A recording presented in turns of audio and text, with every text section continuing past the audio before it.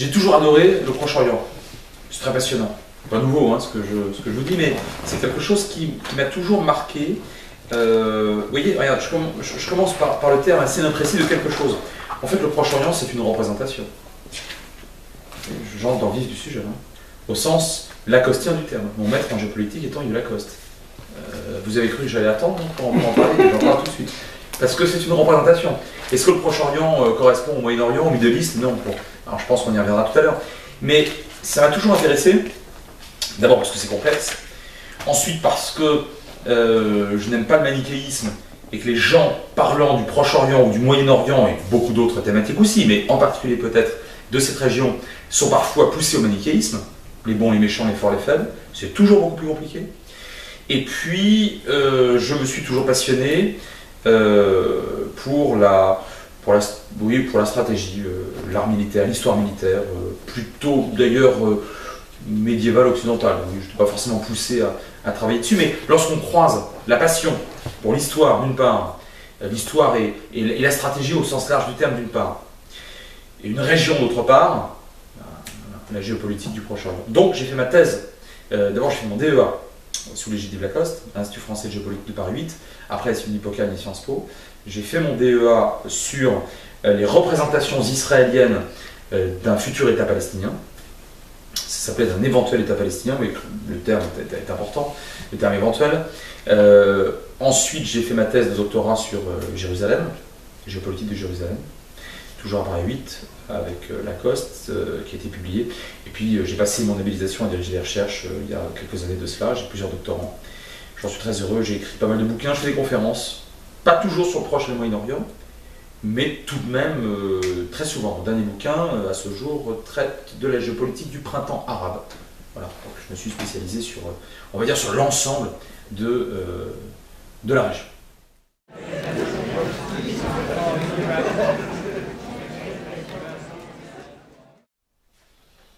Je vous dirais de façon philosophique que toutes les relations sont bonnes à développer, notamment sur le plan économique, parce que dans des sociétés, dans des États déshérités, c'est le cas des sociétés égyptiennes et jordaniennes notamment, un peu moins de la société israélienne, encore qu'il y a des disparités sociales extrêmement fortes en Israël, l'économie n'est pas suffisant, mais c'est nécessaire.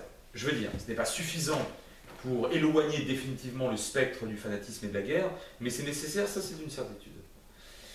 Donc oui, bien sûr qu'elle devrait être davantage développée. D'ailleurs, je note que dans les accords de paix de Camp David de 78-79, Israël et l'Égypte s'étaient engagés à développer des relations, et non pas seulement à maintenir un état de non-guerre ou de paix froide à la frontière. Ce volet un peu oublié de cet accord a été négligé notamment par la partie égyptienne. Parce que Sadat à l'époque savait qu'il avait une opposition forte, une opposition qui l'a tué d'ailleurs, en 81, les frères musulmans, et qu'il ne fallait pas tout de même, après avoir obtenu la rétrocession de l'intégralité de la péninsule du Sinaï pour prix de la paix avec Israël, il ne fallait quand même pas en faire trop et démontrer une chaleur dans ses relations. Donc, il a pour l'essentiel entravé le développement de ces relations. Avec la Jordanie, c'est beaucoup plus simple. La Jordanie est en paix depuis 1994 avec Israël, depuis octobre 26. Entretient de bons rapports, simplement la Jordanie est un nain économique. La Jordanie n'existe pas sur le plan du high-tech. La Jordanie produit ce que produit déjà Israël, à savoir l'agriculture. Donc si vous voulez, il y a très peu d'interactions. C'est la raison pour laquelle, je crois, c'est la raison principale, non idéologique, pour laquelle il y a peu de relations économiques entre la Jordanie et Israël. Oui, bien sûr, il faudra développer ces relations davantage. C'est ce que Shimon Peres préconise depuis des décennies.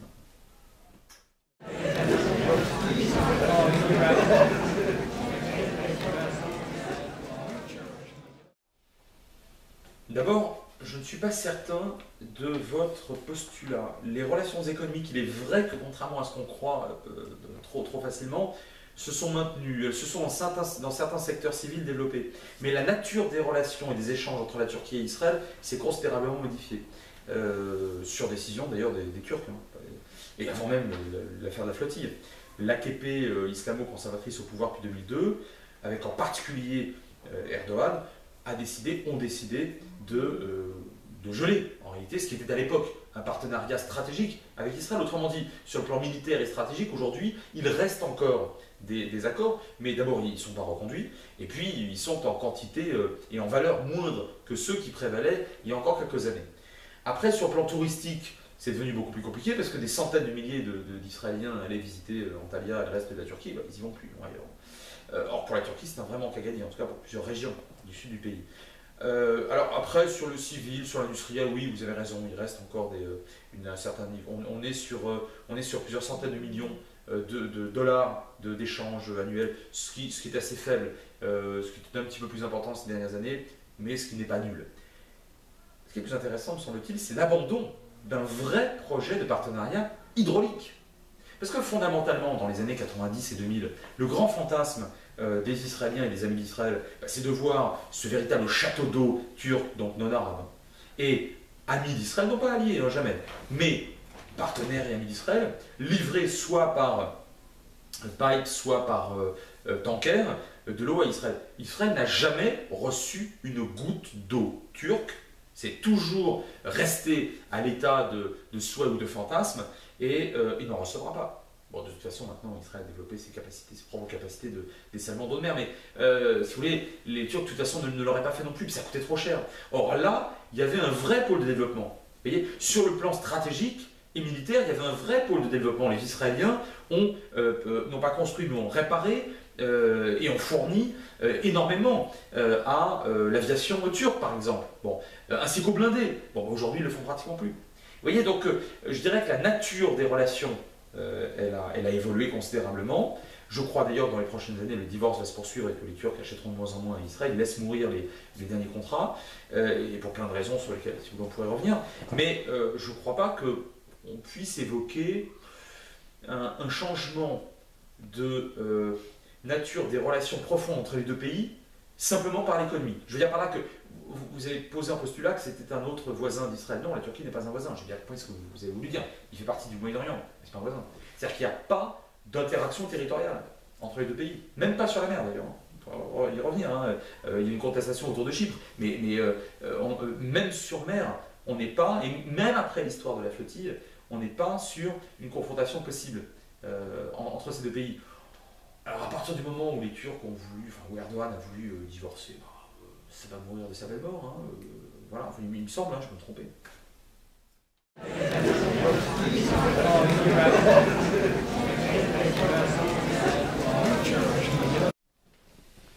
Ce qu'induit votre question est très intéressant.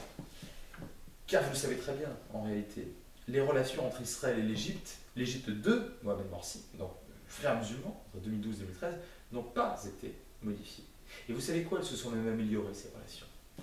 Parce que le mot-clé, ou l'un des mots-clés en géopolitique, alors sur le plan affectif, amical ou amoureux, c'est pas très joli, mais sur le plan géopolitique, c'est formidable, c'est le pragmatisme. Morsi a été très pragmatique lorsqu'il est arrivé au pouvoir vis-à-vis d'Israël, beaucoup moins vis-à-vis de sa propre population, sinon il serait peut-être encore au pouvoir. Mais vis-à-vis d'Israël, il a été formidablement pragmatique. C'est-à-dire qu'il a eu très vite maille à partir avec des djihadistes en provenance notamment de la bande de Gaza. Bon. Un certain nombre d'entre eux lui ont assassiné une quinzaine de soldats, donc égyptiens, musulmans, sunnites bien sûr, en prière le soir c'était en août, donc en nous parlons d'août 2012, lors de la rupture du jeûne du Sacre-Saint Ramadan. Quel est l'objectif pour un Mohamed Morsi à ce moment-là? Est-ce que c'est de poursuivre ces vieilles chimères consistant à vouloir détruire l'entité sioniste, entre guillemets? Il sait parfaitement qu'il ne le pourra pas.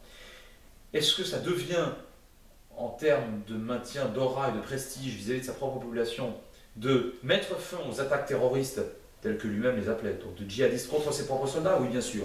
Voilà. Donc si vous voulez, la détestation d'Israël devient simplement tactique. Ça passe derrière. Donc il vaut mieux s'allier, entre guillemets, avec le diable, même provisoirement. Admettons qu'Israël est le diable, pour un Morsi, pour un frère musulman, et de façon à pouvoir donner un petit coup de canif aux accords de paix de Camp David, qu'on a évoqué tout à l'heure, à demander l'autorisation à Israël de pouvoir amener plusieurs régiments blindés dans le Sinaï, et à casser la figure aux djihadistes. Mais évidemment, c'est ce qu'il a fait, évidemment, avec d'ailleurs l'assentiment d'Israël.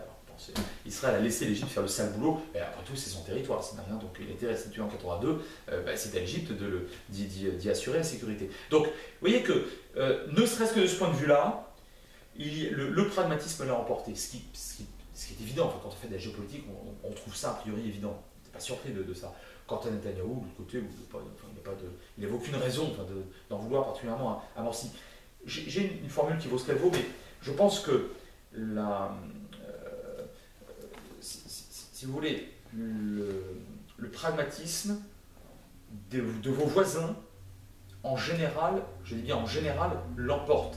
C'est-à-dire que il est plus important de savoir quel est l'intérêt objectif, tactique, stratégique, économique, militaire peut-être, institutionnel, que sais-je encore, que votre voisin a à vous attaquer ou à ne pas vous attaquer, que de savoir ce que dit et ce qu'exige de lui son idéologie originelle.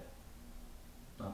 La propension du voisin à vous attaquer, elle est moins liée à son idéologie qu'à ses capacités d'une part et à ses intérêts d'autre part. Voilà. Et ça s'est passé avec Morsi.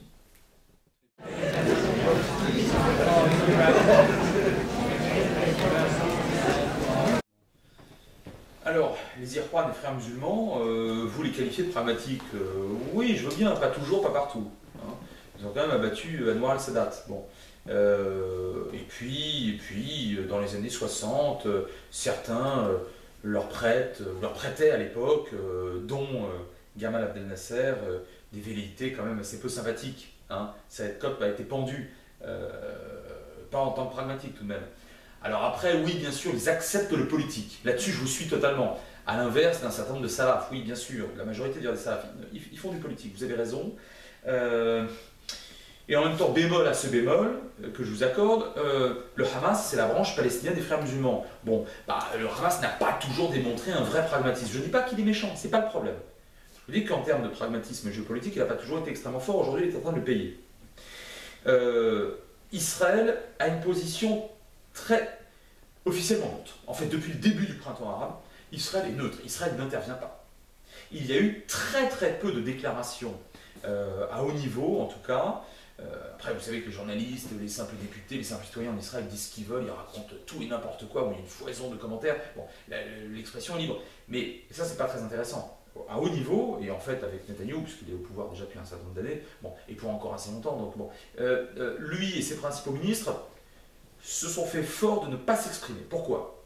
Parce qu'ils ne voulaient pas donner le sentiment de soutenir un mouvement qui du coup aurait été qualifié de sioniste, Oresco Reference, dans le monde arabe. Et d'ailleurs, j'ai moi-même vu et entendu des jeunes gens qui ont fait le printemps arabe, donc des jeunes modérés, des démocrates ou des jeunes nationalistes, hommes ou femmes, des débuts du printemps arabe, supplier des amis d'Israël, évidemment à l'extérieur d'Israël, y compris dans les pays occidentaux, les supplier de ne pas les soutenir. Ils demandaient le soutien du monde entier, mais surtout pas d'Israël. Ah non, la soutenu par le sionisme, alors ça, c'est évidemment, ça les disqualifiait à la fois vis-à-vis du pouvoir qui tentait d'abattre, pouvoir nationaliste ou qui venait d'abattre, mais surtout vis-à-vis des islamistes. Bien. Donc Israël s'est fait fort de ne pas intervenir, en tout cas sur le plan discursif, sur le plan diplomatique. Après, vous avez deux écoles chez les planificateurs, à haut niveau, civil et militaire. Des Israéliens disent, au fond, ce qui est en train de se passer, c'est pas si mal.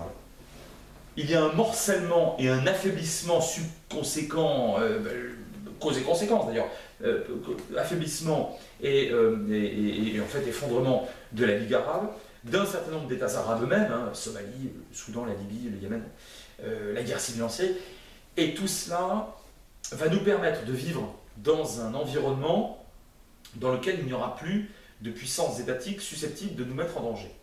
Bon. Pour faire court, un 6 octobre 1973 ne sera plus possible. Voilà, des États puissants, soutenus par des superpuissants, bon, alignant 1000, 2000 ou 3000 chars d'assaut modernes, ça n'existe plus.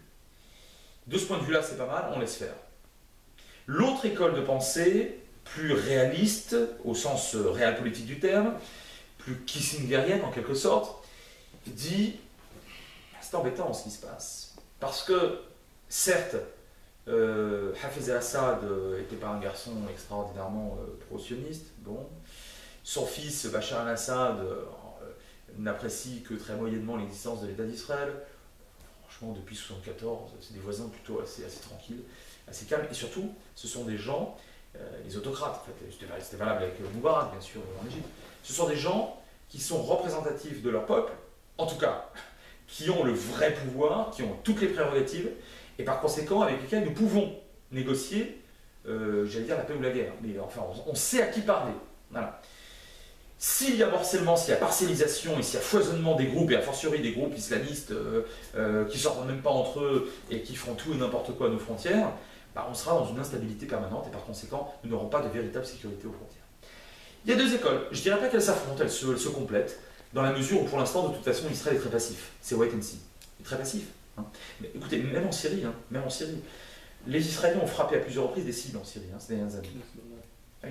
Alors oui, exactement. C'est-à-dire que Bachar al-Assad a hurlé, évidemment, c'était très bon pour sa propagande et on peut le comprendre, il a hurlé évidemment à la connivence entre le sionisme et les islamistes radicaux, ben, évidemment.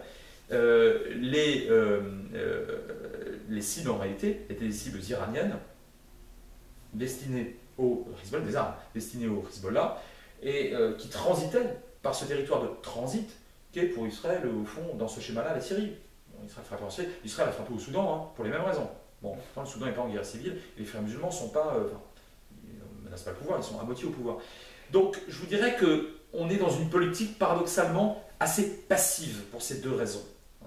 D'abord, la neutralité parce qu'on ne veut pas soutenir des gens qui nous sont plutôt sympathiques, et d'autre part parce que, en réalité, il y a deux écoles, on verra bien ce qui se passera in fine, mais de toute façon, on ne va pas appuyer fortement l'une ou l'autre parce qu'on ne va pas insulter l'avenir. Qui aura le pouvoir à Damas dans 10 ans? Toujours Bachar al-Assad ou l'État islamique? Bon. Et donc les Israéliens jouent un jeu évidemment qui paraît ambigu. C'est un jeu à très faible, comment dirais-je, à très faible activité en réalité. Très faible activité.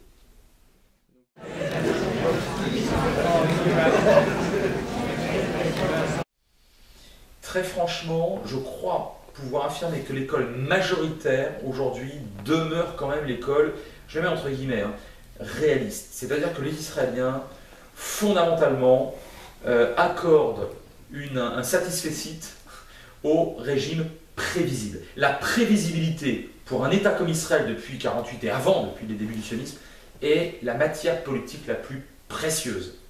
Le fait de savoir que ce dictateur qui se trouve à notre frontière est extrêmement mal disposé à notre égard, que celui qui se trouve à 3000 km est très mal disposé également à notre égard, qu'ils vont peut-être faire une bombe, c'est une chose qui est à la fois inquiétante et rassurante. Le fait de le savoir et de pouvoir éventuellement négocier quelque chose avec lui. Ce syndrome, il fonctionne même avec le Hamas. Le Hamas qui est en rupture de banc permanent avec l'autorité palestinienne légale, légitime, avec laquelle en principe Israël négocie. Je dis bien en principe. Bon. Donc le Hamas est déjà sissipare en quelque sorte au sein du camp palestinien. Mais maintenant, même le Hamas le reconnaît. Dans cette petite bande de Gaza dont il dispose, en principe, il y a des forces qui ne lui obéissent plus. Alors c'était le djihad islamique autrefois, c'est maintenant l'État islamique. Donc les Israéliens sont systématiquement poussés à renouveler leurs exigences de représentativité en termes de pouvoir. C'est-à-dire que même dans le camp palestinien, qui est tout petit, qui est morcelé, ils disent à Mahmoud Abbas, on va discuter avec toi, Netanyahou, c'est pas ce qu'il dit pour l'instant, enfin, des Israéliens ont accepté avant Netanyahou de discuter avec Abbas. Mais l'exigence était la suivante, on discute, on échange un certain nombre de territoires, mais en contrepartie de quoi tu nous assures la sécurité. Et Mahmoud Abbas ne pouvait pas le faire parce que le Hamas jouait la politique du pire et faisait tout pour empêcher. Donc les Israéliens maintenant vont se retourner vers le Hamas, c'est peut-être déjà en train de se faire, discrètement, en leur disant, bon, on échange une trêve sur 10, 15, 20 ans, et du fait qu'on laisse passer davantage de marchandises, vous nous assurez la sécurité? Bien sûr, le Hamas va dire oui, est-ce qu'il en est capable? Même plus. Donc on est dans une espèce de quadrature du cercle. Alors, je finis d'un mot pour vous répondre très concrètement. Je crois quand même que c'est l'école plutôt... donc les Israéliens sont plutôt gênés, sont plutôt embêtés aujourd'hui. Certes, la Syrie n'est vraiment plus un pays dangereux, mais franchement, ça fait longtemps que la Syrie n'est plus un pays dangereux, depuis au moins la chute de l'URSS et la paix avec l'Égypte. Bon, et là, Assad ne va pas commencer à s'amuser à toucher Tel Aviv, c'est sûr, d'autant moins qu'il n'a même plus de gaz de combat maintenant, mais en contrepartie, est-ce qu'on ne risque pas d'avoir en face une espèce de nouvelle guerre civile ou une dictature islamiste, qui ne serait pas meilleure évidemment, qui serait pire? mais pire du pire, peut-être même plusieurs régions, plusieurs camps islamistes radicaux s'affrontant eux-mêmes et tentant d'introduire Israël dans la danse.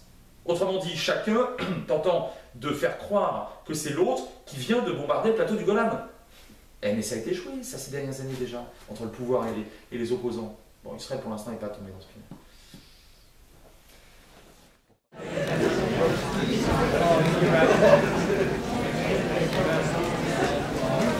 Le rapprochement entre Israël et le Liban est un postulat qui n'est pas efficient. Le Liban n'est pas un État souverain. Le Liban n'est pas un État souverain. Le Liban est officiellement un État souverain, bien évidemment, et reconnu comme tel. Le Liban dispose des infrastructures et d'un véritable État et d'un dispositif constitutionnel tout à fait honorable et qui, en principe, sur le papier, fonctionne. Pas de diplomatie libanaise. Le Hezbollah, aujourd'hui, dispose de l'essentiel de la diplomatie du Liban. Et ceux qui ne lui obéissent pas s'affrontent directement à lui ou suivent l'Arabie Saoudite. Donc il y a une instrumentalisation des différentes communautés au Liban, que vous connaissez par cœur, par l'extérieur. Les Saoudiens qui jouent sur les sunnites, évidemment l'Iran sur les chiites. Israël a joué sur les maronites dans les années 70, etc. Bon. Donc de ce point de vue-là, quand on me dit qu'est-ce que le Liban pense rien du tout. C'est très triste, mais c'est comme ça. Donc vous avez différentes factions, communautés, etc. Maintenant, votre question, elle pose celle des fers de Sheba, parce que sinon, entre le Liban et Israël, voilà, l'ancienne ligne bleue ne pose pas de problème, la ligne violette avec la Syrie, des fers de Sheba. Alors, vous savez qu'il y a un problème cadastral quand même, hein. C'est que cette zone appartenait quand même à la Syrie avant 1967. Hein. Et oui, ce gros malin de Bachar el-Assad a décidé de ne pas les revendiquer. Bien sûr. Et il a laissé le soin à ses alliés de Hezbollah libanais, donc du coup au Liban, on va dire ça comme ça, de les revendiquer. Oui, non, mais très bien. Mais alors du coup, ça appartient à qui? Ça appartient au Liban? Ah oui, mais attendez. Alors si ça appartient au Liban, comment se fait-il que le Liban ne revendique pas l'ensemble du plateau du Golan, hein? Et puis pourquoi pas la Cisjordanie aussi, hein? Oui, bon, les bandes de Gaza et Jérusalem-Est. Sérieux. Donc ce territoire appartenait de plein droit à la Syrie. C'est à la Syrie et à Israël de le négocier. Je connais un tout petit peu, pas très bien, mais un tout petit peu, Israël et un tout petit peu la Syrie. Il n'y aura pas de négociation entre Israël et la Syrie, si tant est que la Syrie existe encore aujourd'hui, et même si Assad devait rester au pouvoir une éternité, parce que les Israéliens n'abandonneront pas le plateau du Golan. Ils ne l'abandonneront pas. Et dans ce plateau, au sein de ce qu'on appelle d'ailleurs improprement le plateau du Golan, à l'extrême nord, les contreforts de l'anti-Liban, le Hermon ou le Hermon, se trouvent les fermes de Sheba. C'est un point visuellement stratégique pour les Israéliens. Alors s'ils ont déjà toujours refusé, même sous des gouvernements travaillistes, de restituer une parcelle du sud moins stratégique et moins élevée du plateau, vous pensez bien, surtout en ce moment, et dans les prochaines années, qu'ils ne vont pas s'amuser à donner au Hezbollah les fermes de Sheba. Donc là, pour le coup, je pense que à ce niveau-là, c'est mort. Il n'y a rien à attendre. Par ailleurs, vous me posiez la question Demander si la menace de l'État islamique généralement pouvait amener à des actions. L'État islamique, depuis le printemps 2014, ne s'est absolument jamais gêné pour attaquer des forces relativement redoutables et ou pour s'emparer de territoires situés dans son environnement immédiat. Ça a été l'attaque tous azimuts. L'État islamique a tenté de prendre Erbil, d'attaquer le Kurdistan, c'est un échec, grâce aux frappes aériennes américaines. L'État islamique s'est attaqué à Mossoul et a pris Mossoul, a tenté d'encercler Bagdad, il a échoué de peu, a attaqué les alentours d'Alep, Kobané, dans le nord de la Syrie. Il y a un territoire, une seule zone, vous m'entendez bien, que l'État islamique a renoncé à attaquer, c'est la Jordanie. Alors écoutez, je vous invite et j'invite vos téléspectateurs, pas comment appeler ça, vos auditeurs, vos internautes, à consulter une carte. Bon, pas de géopolitique sans carte évidemment. Mais ce qui est très intéressant, c'est que l'État islamique, à l'ouest de l'Irak, dans la province d'Umbar, pouvait absolument et facilement s'emparer de l'écharpe orientale de l'est de la Jordanie. intéressant. Voilà un État quasi exclusivement musulman, quasi exclusivement sunnite, arabe bien évidemment. Un État dont la majorité de la population est palestinienne. Et par conséquent pas bédouine, et donc dont l'allégeance au roi peut être éventuellement remise en cause. Ils pouvaient rentrer comme dans du beurre. Attendez, puis l'armée jordanienne, si vous voulez, c'est quand même pas l'armée américaine. Ils n'ont pas franchi la frontière. J'ai un début d'explication qui rejoint votre question, c'est promis. Ce n'est qu'une hypothèse de travail, bien évidemment. De la même manière que Saddam Hussein, en 1991, n'a pas attaqué cette frontière et n'a pas propulsé sur Israël des missiles Scud dotés de gaz de combat, il pouvait le faire. De la même manière, l'État islamique a renoncé à entrer en Jordanie. Dans les deux cas, Israël a prévenu que la ligne rouge, sa ligne rouge, la vraie ligne rouge, pas la ligne rouge d'Obama, avec les gaz neurotoxiques syriens, une vraie ligne rouge sérieuse, c'était la frontière irako-jordanienne. Ce n'est qu'une hypothèse de travail. Alors vous allez me dire, mais attendez, l'État islamique est composé de gens qui souhaitent mourir. Pas si vite. D'abord, ils ont d'autres chats à fouetter. Parce que de toute façon, ils savent très bien qu'ils ne vont pas pouvoir anéantir l'entité sioniste rapidement. C'est le moins qu'on puisse dire. Donc, plutôt que de perdre rapidement l'essentiel de ces forces par le truchement de bombardements aériens qui auraient été réellement cataclysmiques pour eux, ils ont préféré s'en tenir là et attaquer d'autres forces moins potentiellement dévastatrices, de façon à mieux et plus purifier, entre guillemets, le territoire déjà conquis. Parce qu'à la fin des fins, tous les fanatiques se comportent toujours de la même manière. Avant d'aller attaquer des États ou des groupes situés très loin de leur base, ils cherchent d'abord à purifier leur propre territoire. C'est effrayant, ça. Non, mais tout le monde cherche à faire ça. Enfin, les nazis l'ont fait aussi.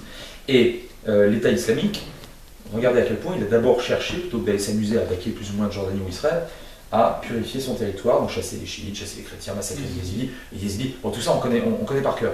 Peut-être demain les Druzes et les Alaouites, etc.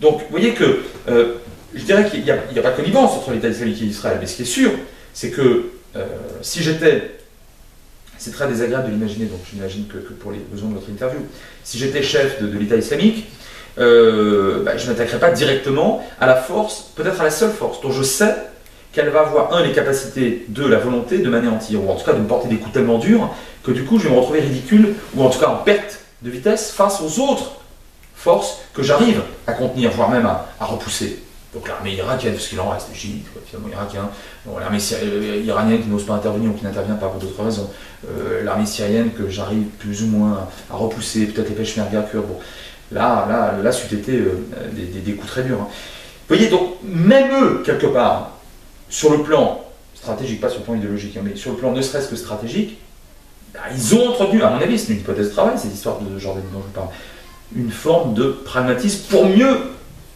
massacrer et avancer par ailleurs, hein, sur d'autres territoires. Mais là, je pense qu'il n'y a pas d'interaction directe, si vous voulez, entre l'État islamique et Israël. Pareil pour Gaza. On me dit, et même le Hamas aujourd'hui le dit, oui, des membres des activistes de l'État islamique sont maintenant dans la bande de Gaza. Mais qu'est-ce que ça change pour Israël? Ils vont creuser davantage de tunnels comme en ont fait le Hamas.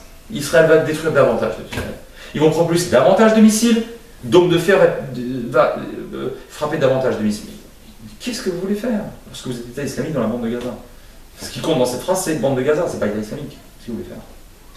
Donc je ne suis pas certain, d'ailleurs pour fréquenter un petit peu les milieux militaires israéliens, bon, c'est pas, pour l'instant Israël est moins préoccupé de ça que d'une éventuelle bombe iranienne. Et oui, donc voilà, si j'ai pu vous répondre. Pour l'instant, il n'y a pas d'interaction entre l'État islamique et Israël.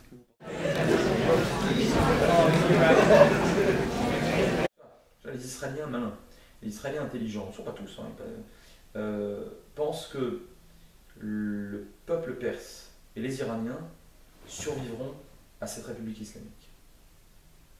Je pense qu'ils ont raison. Ces mêmes Israéliens pensent que les populations arabes survivront aux régimes arabes actuels, mais que ce seront les mêmes. C'est-à-dire que l'hostilité viscérale ou fondamentale, parfois un peu paranoïaque, que les Israéliens voient de façon un peu paranoïaque dans les pays arabes, au fond que ce soit Morsi, qu'on a évoqué tout à l'heure, Al-Sisi, Abdallah Jordani, bon, Oui, mais très bien, mais ces régimes tombent, ils ne tombent pas, ils se succèdent à eux-mêmes, ce seront toujours des Arabes. Et ils entretiendront toujours, aux yeux des Israéliens, peut-être qu'ils se trompent, une hostilité d'une façon ou d'une autre, ou en tout cas un rapport de force vis-à-vis d'Israël. Or, les Israéliens pensent que ce régime est extrêmement problématique, le régime au pouvoir à Téhéran est très problématique, donc tu vois, avec le Pasdaran, avec le soutien au Hezbollah, c'est vrai, mais que ce régime, comme d'autres, que dis-je, comme tous les autres régimes, c'est forcément éphémère, rien n'est éternel ici-bas, et surtout pas les régimes politiques, disparaîtra au profit d'un régime meilleur. Et là, qu'est-ce qui restera? La population iranienne avec laquelle il n'y a aucun problème. L'antisémitisme en Iran, il n'y a quasiment jamais eu, voire jamais eu, je dis quasiment pour être poli, j'en connais pas. Bon, les Iraniens écoutent, et on le sait plus que de raison, Kol Israël, donc la radio israélienne en farsi. Ils n'ont jamais été anti-américains. La base de la population iranienne, anti-américains, ils sont anti-occidentaux. Niveau technicité au top. Hein, je crois 2 fois ou 3 fois plus d'ingénieurs chaque année que dans les 22 États arabes. Donc, si vous voulez, ça c'est ce qui intéresse Israël. D'autant plus que l'Iran, c'est la deuxième ceinture, derrière la première ceinture des États arabes. Bon, avec le Shah d'Iran, bon, ça a duré que quelques années, évidemment, jusqu'en 1979, mais... donc, le problème aujourd'hui, c'est ce régime lié à cette potentielle bombe. Mais les Israéliens un peu intelligents pensent que, à terme, c'est une question de temps avec l'Iran. Alors qu'avec les Arabes, c'est une question. Il n'y a pas de question. Ce sera toujours compliqué. Mais oui. Mais...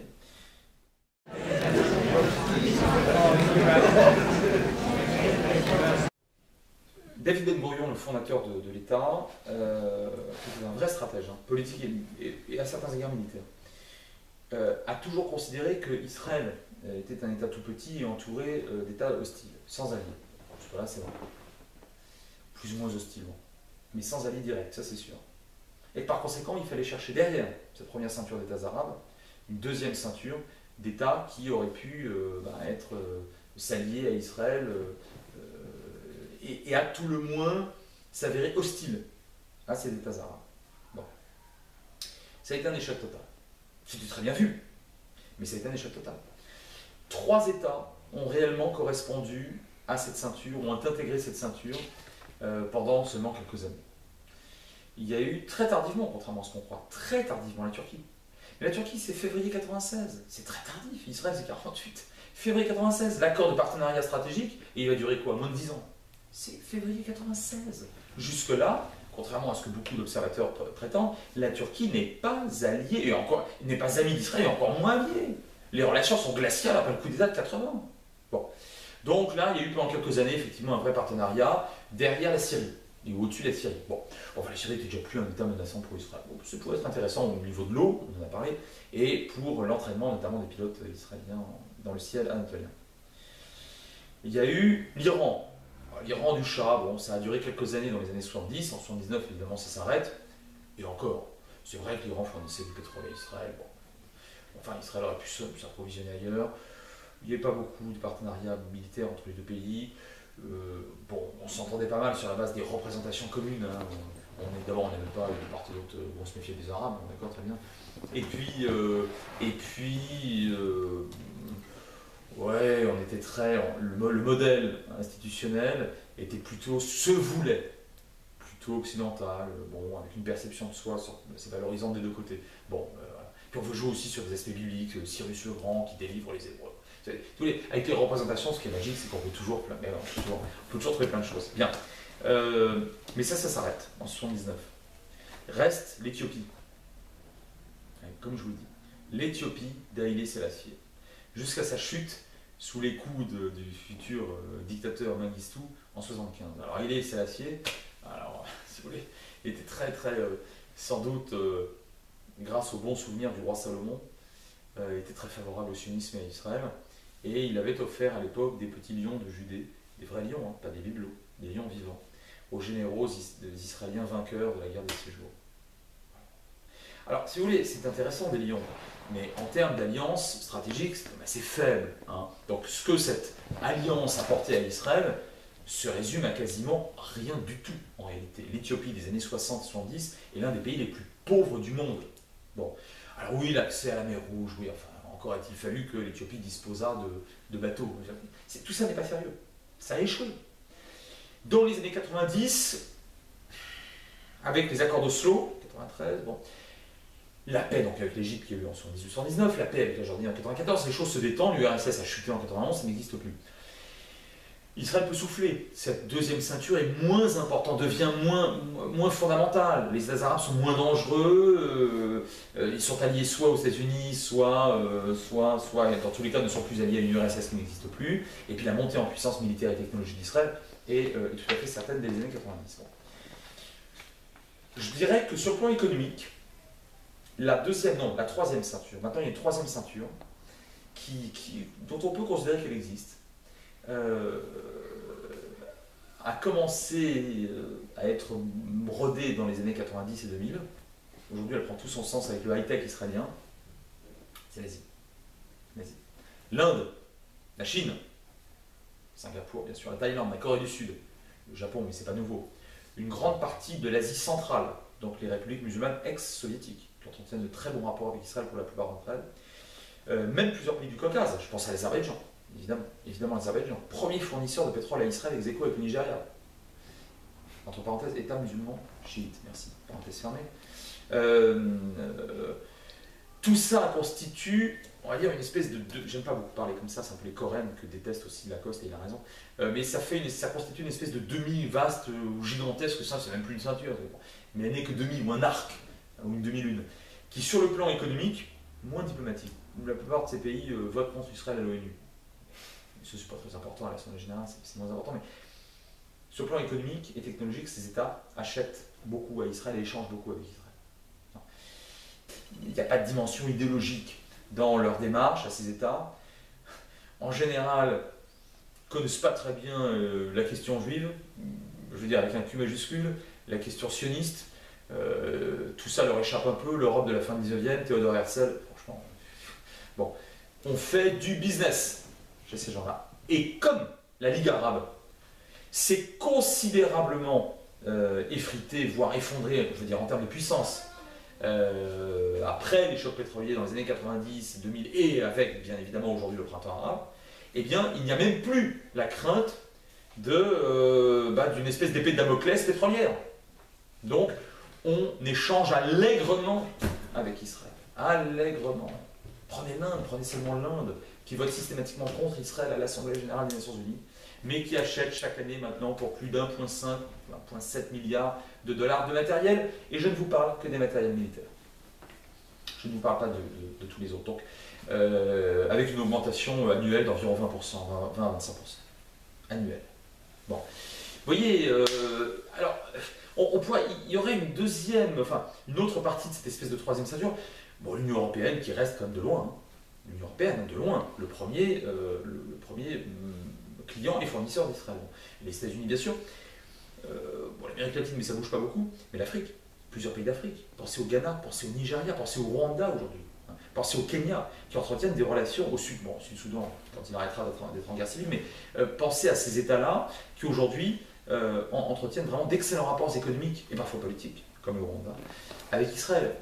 Alors, on ne peut pas mettre sur le même plan, bien évidemment, l'Inde et la Chine, et d'une part, et le côté de l'Afrique subsaharienne. Oui, mais quand même, sur le plan tactique, voire sur le plan stratégique, ces États se trouvent derrière des États hostiles. Je pense au Soudan.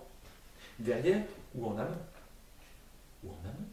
Bah, écoutez, l'un des plus longs, sinon le plus long fleuve du monde, le plus ancien, je vous raconte, le plus vénéré par les civilisations les plus anciennement connues, en tout cas de nous, le Nil, quand même extraordinairement précieux pour le Soudan et l'Égypte. Oh, je dis ça, je dis rien. Mais en amont du Nil, un certain nombre d'États comptant réaliser des barrages sont des États amis d'Israël. Je n'en tire absolument aucune espèce de conclusion.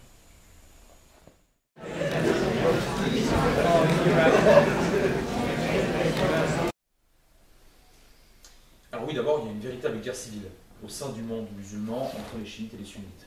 C'est d'ailleurs pas le seul clivage de cette guerre civile, puisque je dirais qu'entre la notion de Watan, la notion d'Umma, entre les nationalistes et les islamistes, on a une véritable, on voit bien en Égypte, il y a aussi une véritable rivalité, et d'ailleurs, au fond, même entre les islamistes, entre la Nosra et l'État islamique que vous mentionniez tout à l'heure, juste le titre. Enfin, en tout cas, sunnite, chiite, ça n'a pas toujours été le cas. Tant s'en faut, mais oui, aujourd'hui on est sur un vrai clivage où l'instrumentalisation du religieux par le politique, mais ce qui à la fin des fins revient au même. On est vraiment dans une forme de guerre confessionnelle, guerre de religion, pour ça comme on veut, entre chiites et sunnites. Israël ne prend absolument pas position. Sauf que, à l'instar de la plupart des Européens, de la plupart bien sûr des États arabes, puisqu'ils sont sunnites, presque tous, Israël semble effectivement aujourd'hui soutenir plutôt les États sunnites, et notamment l'Égypte bien sûr, mais l'Arabie Saoudite et d'autres pétromonarchies dans le Golfe, face à ce qu'on appelle l'arc chiite, l'Iran et ses alliés. Mais le rapprochement de l'Arabie Saoudite, je dirais que pour l'Arabie Saoudite, c'est le rapprochement du chant du cygne. Je peux tout à fait me tromper, mais je pense que l'Arabie Saoudite sent passer le vent du boulet de l'abandon américain, et à terme peut-être occidental. Gaz de schiste aidant, bonne connaissance enfin, que nous avons enfin, du wahhabisme, qui est une idéologie simplement fanatique au dernier degré, et qui est au pouvoir en Arabie Saoudite et au Qatar, fort de ce que nous savons de la responsabilité directe ou indirecte d'au moins ces deux régimes dans la création de toute pièce de Daesh, eh bien, un certain nombre d'États se tournent, et je crois que c'est le cas aujourd'hui pour les États-Unis, rééquilibrent leurs relations et à terme se tourneront sûrement vers l'Iran. Alors Israël à court terme, tant que la question nucléaire de l'Iran n'est pas réglée, Israël a un intérêt à court terme effectivement à tenter d'endiguer, d'aider à endiguer la puissance iranienne et par conséquent à gêner également ses alliés, y compris le Hezbollah. Ça c'est du court terme, mais après. D'abord, je ne suis pas certain que l'Arabie Saoudite existera encore en tant que telle dans quelques années, je ne suis pas certain. Ensuite, le régime au pouvoir en Iran, qu'on a évoqué tout à l'heure, dura ce qui durera. En 2009, il a tangué. Hein. Printemps iranien de 2009, ça a été violent. Hein. Il a tangué le régime. Hein. Bon, on verra bien. Je ne suis pas prophète. Hein. Ce sont des hypothèses de travail. Mais je pense qu'à moyen et long terme, les Israéliens ont un véritable intérêt à se rapprocher de, comme le pense un certain nombre d'entre eux aujourd'hui, à se rapprocher bien évidemment d'Iran. Bien évidemment. D'Iran et d'ailleurs, de façon peut-être plus générale, je n'aime pas tellement le mot de bloc, parce qu'il n'y a pas de bloc chiite. Vous voyez, Azerbaïdjan, État chiite qui s'entend très très bien avec Israël, bien sûr. Mais enfin, on va dire au bloc revendicatif chiite autour de l'Iran, disons, on va dire ça comme ça. En même temps, le jour où la République islamique aura chuté, je ne sais pas quelle sera la politique du nouveau régime en place à Téhéran. On ne peut que supputer. Mais je pense en tout cas que c'est un partenariat à court terme. Je pense que c'est un partenariat à court terme. Je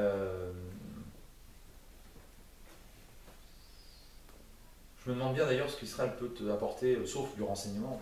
Enfin, oui, mais outre du renseignement, ce qu'Israël peut apporter à l'Arabie Saoudite. Et alors pour le coup, je ne vois absolument pas, mais vraiment absolument pas, ce que l'Arabie Saoudite peut apporter à Israël.